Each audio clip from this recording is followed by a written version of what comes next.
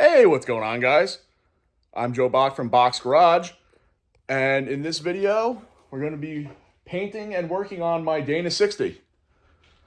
Quick thing I'm going to cover is beefing up these leaf spring perches. I've had issues with these before, I'll cover that.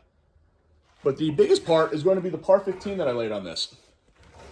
I'm going to go walk you guys through, show you what I did, and my outcome. I don't want to spoil it, but I'm not sure if this was the best outcome on par 15. I'm wondering if I did something wrong or if I'm only going to look into a new painting solution next time I need it. So, hope you guys enjoy the video. Point out anything that you would change or do different. And if you guys don't end up learning something, I hope I end up learning something from this. So, enjoy.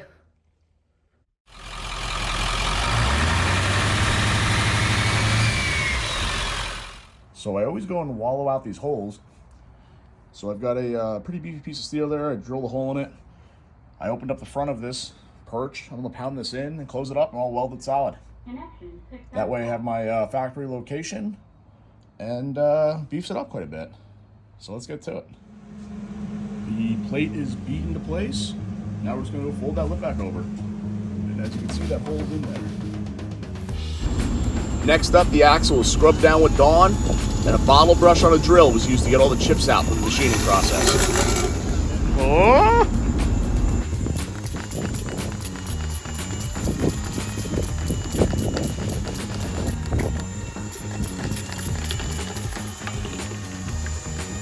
If only you had a little bit more of that rod you go all the way across that thing.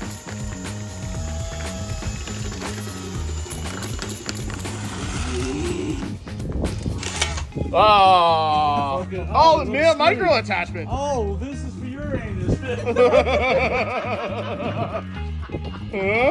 I guess I have to screw it one way. I can't go back and forth.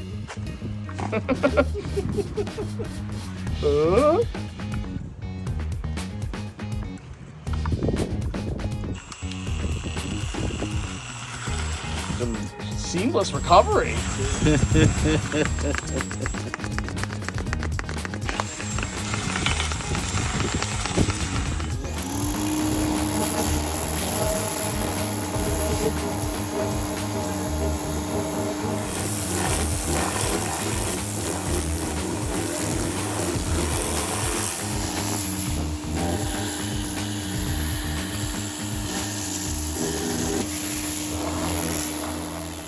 So we've been power washing our axle. I got some cleaner degreaser now from par 15. Put that in my sprayer. Gonna spray this. Power wash it one last time. And then I got my metal prep. After that, I'm gonna let it sit and dry. Probably put some heat to it to make sure it is dry. I've made that mistake before and ruined an entire frame because I thought it was dry and it wasn't. And then we're gonna paint. So this is the axle after the par degreaser, as well as a thing of Dawn degreasing. And you can see we're starting to get a little bit of flash, rusting, but we have not used the metal etch yet. And you can see I kind of really polished this tube up. If it focuses, there we go. Not on purpose, but I had a tool that was doing it well. So I'm gonna go hit it with the metal etch. We're gonna leave it for about 20 something minutes, and then you have to rinse it off before drying to paint. So let's give it a go. So I sprayed the metal etch on there. It's getting a little darker out, but you could see it's dried up and kind of turned white on everything. It's hard with the light. It doesn't really pick up, but you can see underneath real well. A little bit harder on the fresh metal, the clean metal. But I think that should be something good. Should definitely help with paint adhering. So I might do one more coat, and I think it's time to dry it off and paint it. So I re-wet the axle with the etcher. Now I just need it to dry. So I brought out the dryer. And hopefully this will speed it up a little bit. And then we'll rinse it all off and dry it one last time real good. Our extra large hair dryer is doing a good job activating the etcher. A few more minutes and we're moving inside. So this is how we're gonna move forward with drying, and then we'll lift it a little higher to paint it. But you can still see the white etch even after rinsing it off. And we're about to do the final dry on it, and I'm sure it'll be even more easily visible then. So I'm heating this thing, and you gotta heat it really good. There's spots where it looks dry, and it's not. You can chase it with a torch. So be careful when you're working with par 15, because I did a frame like this, like I mentioned earlier, and the entire thing was covered in big fat runs after it dried. And I put it on the same way I always do. If this was a cold day, I was working in the garage, I followed all the instructions of washing it down, and it just didn't dry enough. So, you know, the more you know. Especially these little nookie cranny things too, stuff like that, where moisture's gonna get trapped. Just be, you know, pay attention. Up here too, all of this is gonna need some work.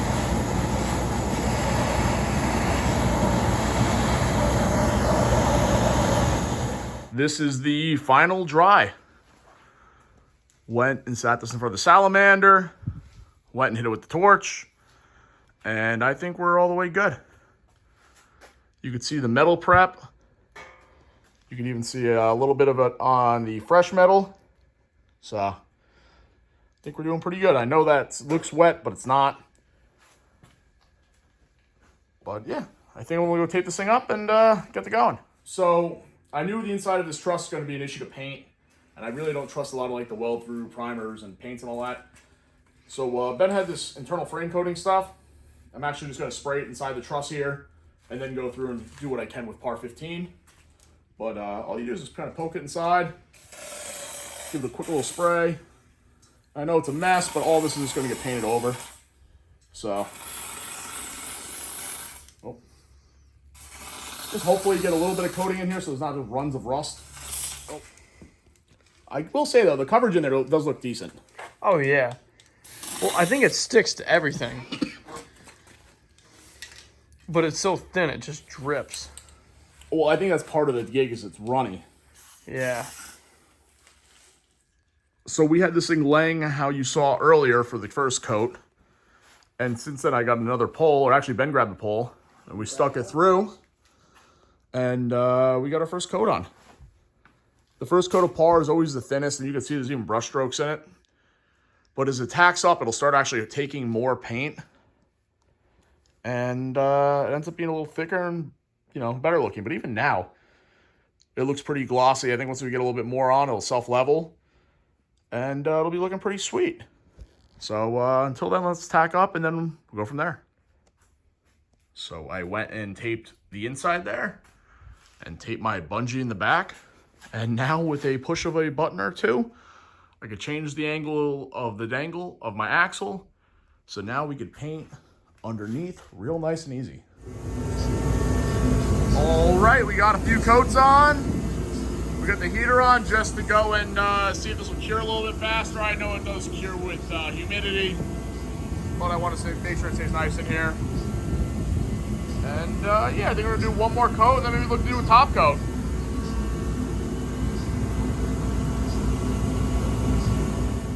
It's getting pretty late out here, but we have a few coats of paint on. We're waiting for this to go and tack up. Still self-leveling. I keep hitting the top of the brush just to make sure there's no runs or anything. But the rest of it is looking pretty good, I think.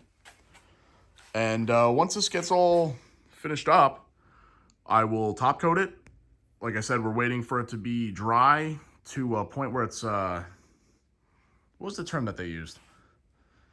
Tacky. Not even tacky. It was like, yeah, you can run it with your finger. So, I don't know. We're getting pretty close, though. Some of these spots here. But, yeah. We shall see. And then here is the back for anyone wondering. But, yeah. I think it's looking pretty good. So, I'm putting on the top coat. And the stuff does seem to spray really nice. Not too heavy. We'll take a few coats. You can still see like the brush marks Ben was just pointing out. But so far pretty cool. We're excited to see how it turns out. So the top coat is on.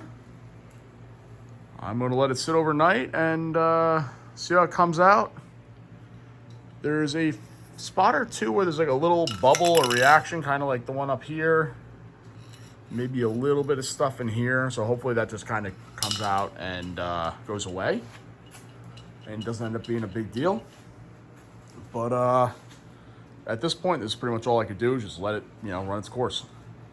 So, hopefully it doesn't become a big deal, and if it does, we'll deal with it tomorrow. That being said, time for me to go to bed.